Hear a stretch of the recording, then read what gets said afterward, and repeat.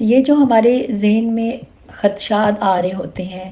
ان کا کوئی پروف نہیں ہے، ان کا کوئی ثبوت بھی نہیں ہے، ان کا کوئی ایویڈنس نہیں ہے،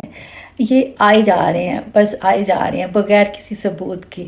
تو یہ اصل میں یہ ہمارے دماغ کے، ہمارے ذہن کی پاپ اپس ہیں، اچانک آنے والے خیالات ہیں۔ یہ وہ خیالات ہیں جو پہلے کبھی کوئی واقعہ ہوا، رونما ہوا، جو کہ ہمارے لیے ناخوشگوار تھا، اس میں سے آ رہے ہیں، اس سٹور میں سے آ رہے ہیں جو ہمارے ذہن میں بنا ہوا ہے۔